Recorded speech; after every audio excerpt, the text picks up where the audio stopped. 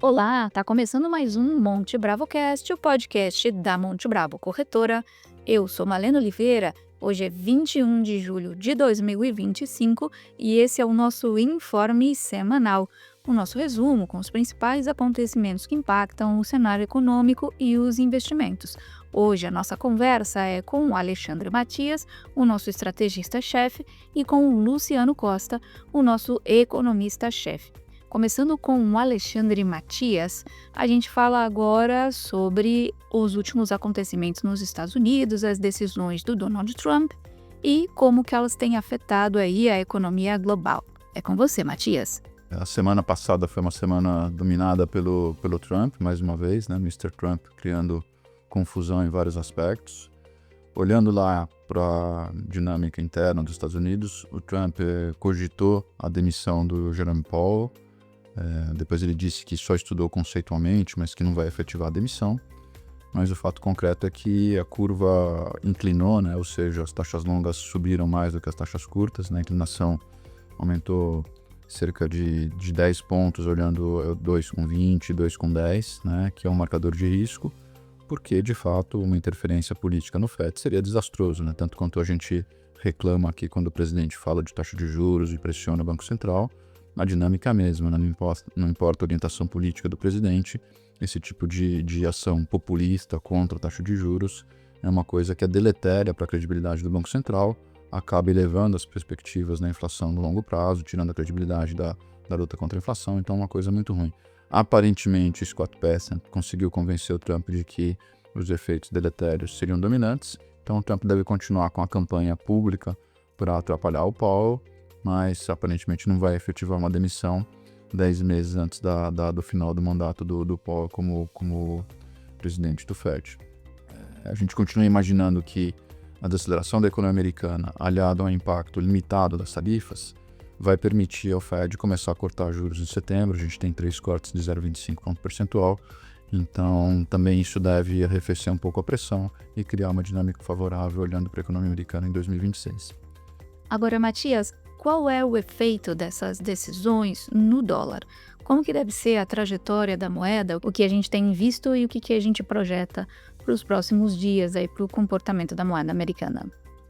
O Trump não parou nisso, né? A semana passada também foi uma semana marcada pela elevação de tarifas contra o resto do mundo, contra a União Europeia, enfim, passou para 30%, estabeleceu o prazo de 1º de agosto como uma data dura e que as tarifas vão valer a partir disso, ainda que depois as negociações possam continuar. Então, em virtude disso, o dólar fortaleceu um pouquinho no movimento de busca pela qualidade, né? O DXY subiu cerca de 2% na semana passada.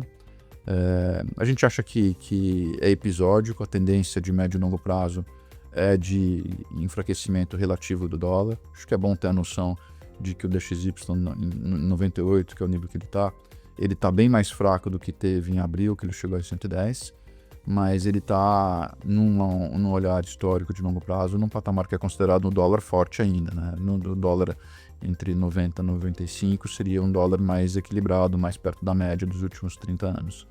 Então a gente acha que a tendência é o dólar andar em direção à média dos últimos 30 anos, até porque o período de excesso de concentração de investimentos nos Estados Unidos aparentemente passou por um pico e está indo de novo para um equilíbrio mais próximo do que era vigente há 20 ou 30 anos, né? Então o dólar não vai perder a condição de moeda principal do sistema financeiro internacional, nada disso, mas o equilíbrio das carteiras vai ter menos alocação em dólar, até porque o resto do mundo começa a dar sinais de vida própria, né? Expectativa de crescimento mais forte na Europa, com gastos fiscais, né?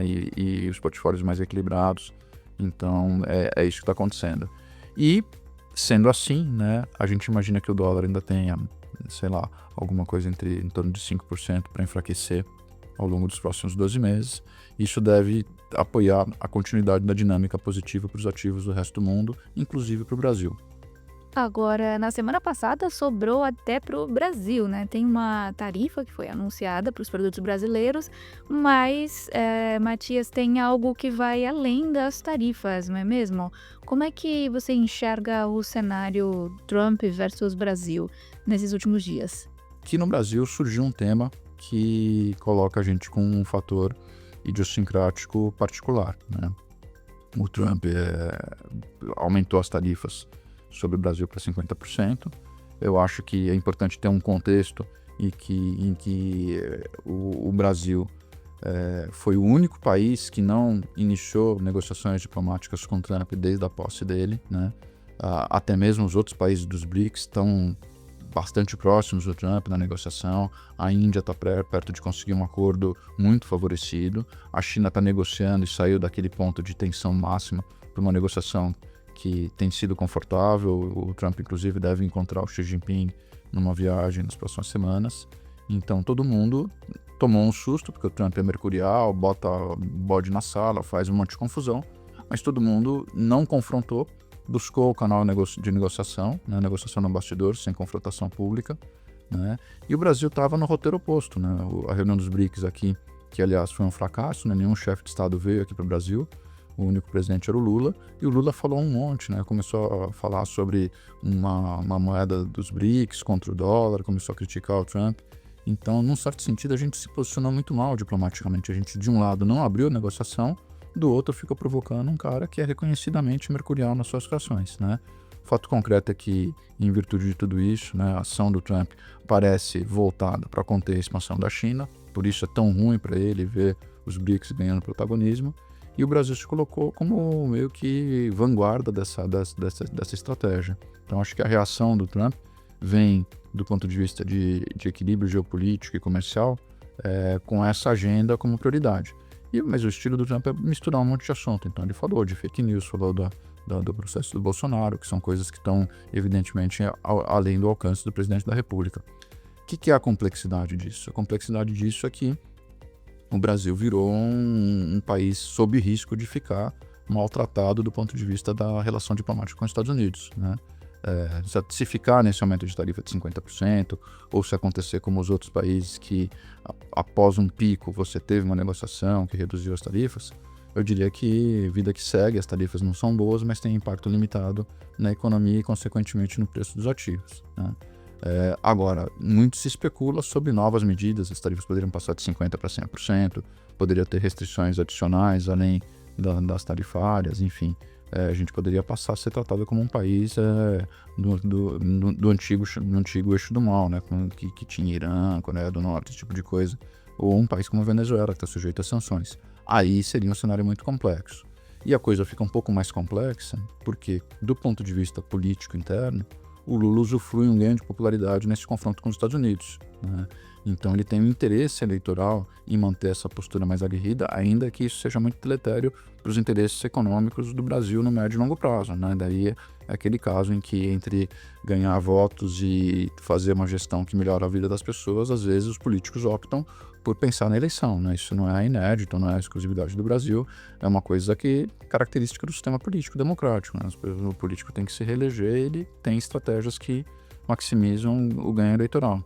Então, a gente está num momento de um impasse muito grande.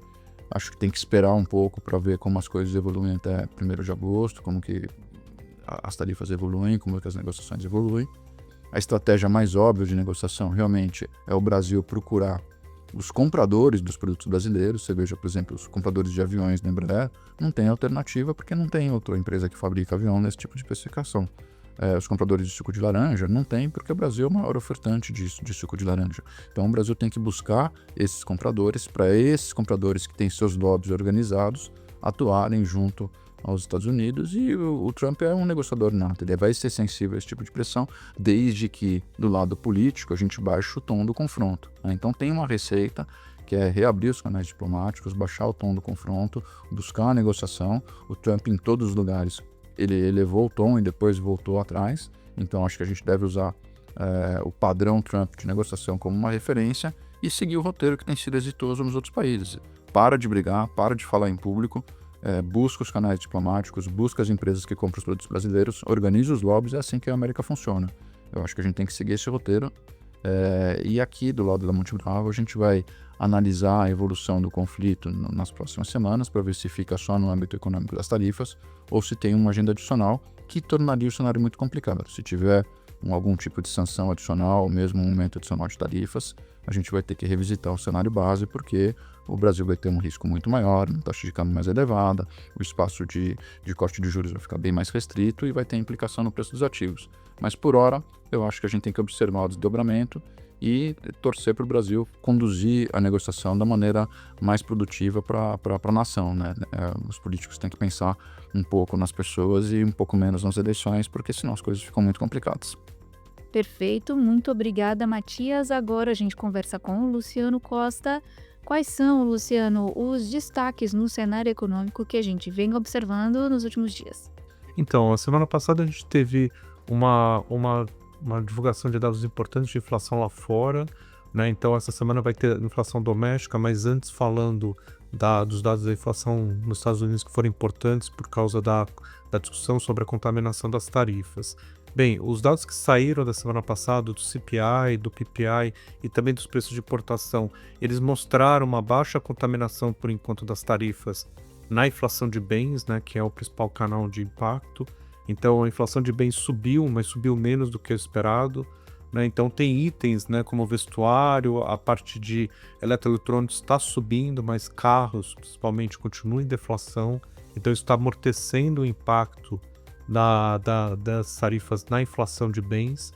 Além disso, na inflação de serviços, os custos de moradia estão caindo, né? Então isso ajuda a amortecer também o impacto final no total da inflação, de tal forma que o último CPI, né, que foi divulgado semana passada, o núcleo subiu 0,20, a expectativa era 0,30 do mercado, e a projeção do PCI, que estava rodando em torno de 0,40 para esse mês de junho, depois dos dados divulgados do CPI, do PPI dos preços de importação, agora ela está em 0,25.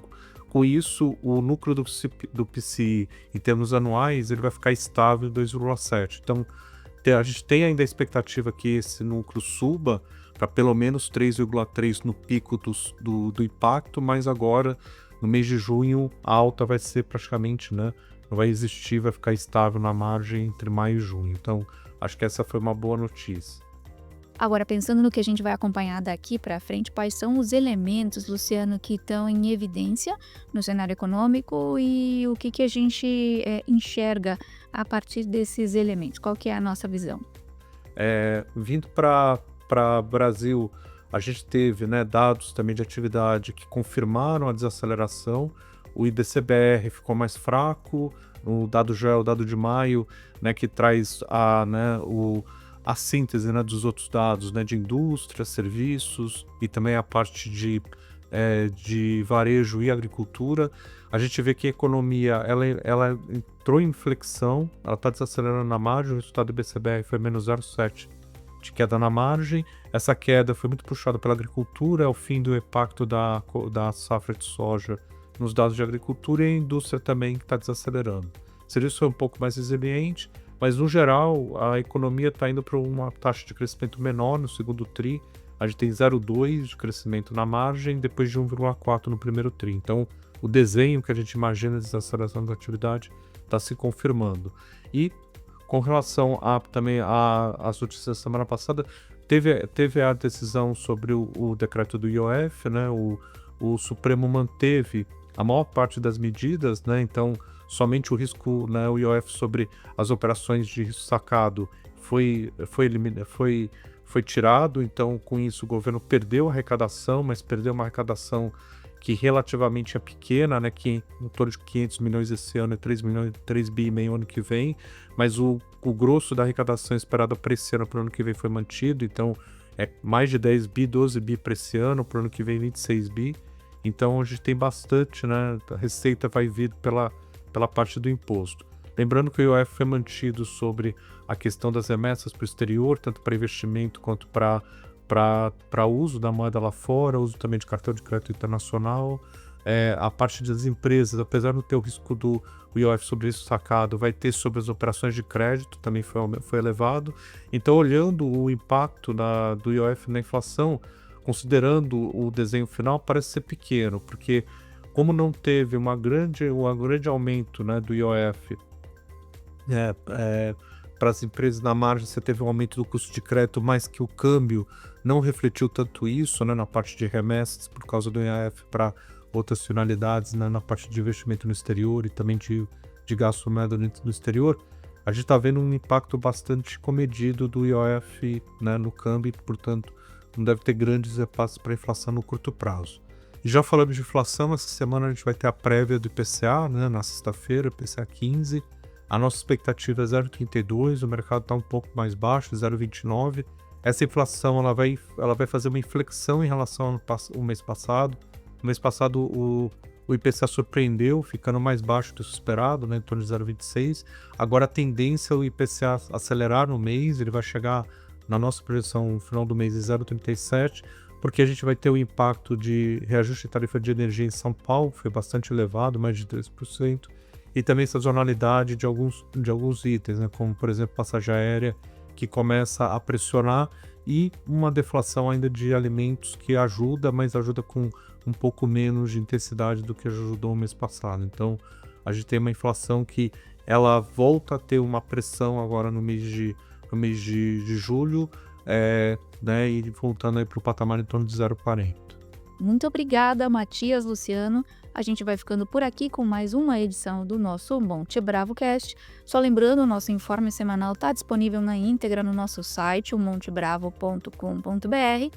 Aproveita o momento para se aprofundar nos detalhes sobre a visão dos nossos analistas a respeito do cenário econômico e, é claro, revisar a sua carteira de investimentos, entender a sua estratégia, entender quais pontos podem ser melhorados com o seu assessor de investimentos aqui na Monte Bravo. Boa semana e bons investimentos!